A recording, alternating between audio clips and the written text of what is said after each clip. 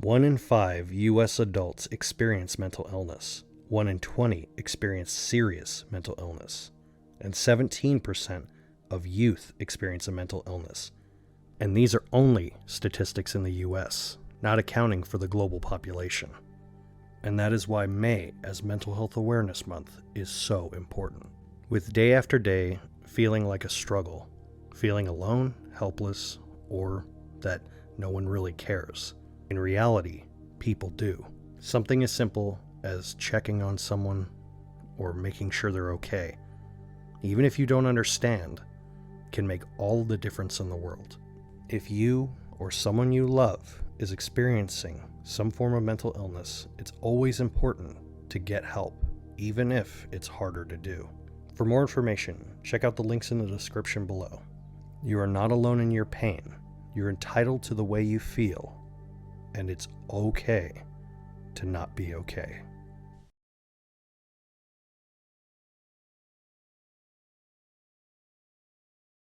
Hello and welcome back to Jack Knives Reviews. I'm of course your host, Jack Knives. Today we'll be looking at the psychological horror film, The Rule of Jenny Penn.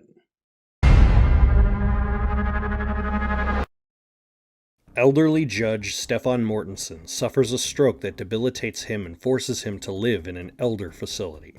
In the facility is a demented man named Dave Creeley, who torments the other elders with a disturbing hand puppet named Jenny Penn, unaware to the staff working there. Now Stefan has to do what Jenny Penn says, or suffer the consequences. It's honestly surprising how little people talk about Jeffrey Rush as far as the echelon of great actors. Done some most simultaneously iconic and yet underappreciated roles that I can think of. Barbosa, he even played Henry Selick. He was so many characters that I remember, and yet he never truly gets his time to stand in front of the spotlight as much as he should. But this movie seems to be able to do that in a proper way that doesn't seem forced. Getting to see this kind of curmudgeonly, stroked out old man dealing with John Lithgow's deranged, abusive elderly man was really entertaining, but like also disturbing, and sometimes it was very, very viscerally real. But then at other times it was, a little more on the supernatural, what's going on inside their head kind of way. And I think the movie balances itself out pretty well.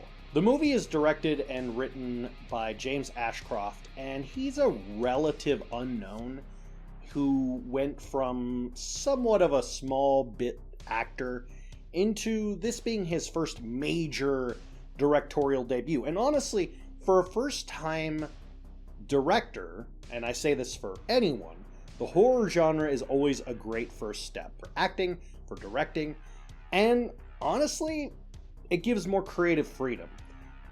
This is using it to a right extent. Not doing too much, not doing too little, stick just enough in your head for the movie until it gets over.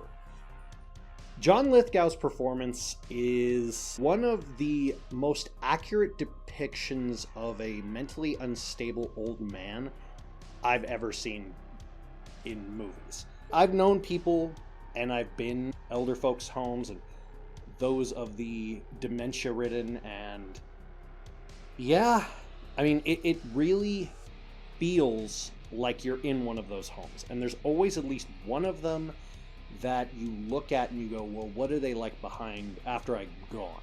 And like, are they really knowing what they're doing, or is it all just an act? Like, what you don't really know them. And because of that, you kind of simultaneously understand why the orderlies or the nurses don't believe them, and at the same time you also feel bad for Jeffrey Rush's Judge character, and yet you also understand why. So it's very telephone game style of writing, which I think is executed pretty damn well. It also tackles on a subject that is very hard for a lot of people, which is putting someone in an old folks home and the consequences therein, and what happens when your body starts falling apart, when your mental health falls apart, when you're not in control. And that's pretty much the name of the game in this movie, is control. It plays it off in a good way, and Lithgow plays an amazing villain. Go in with low expectations, but you're pretty much going to have a great time either way. Have you seen The Rule of Jenny Penn? Let me know in the comments down below. As always, I'll see you next time.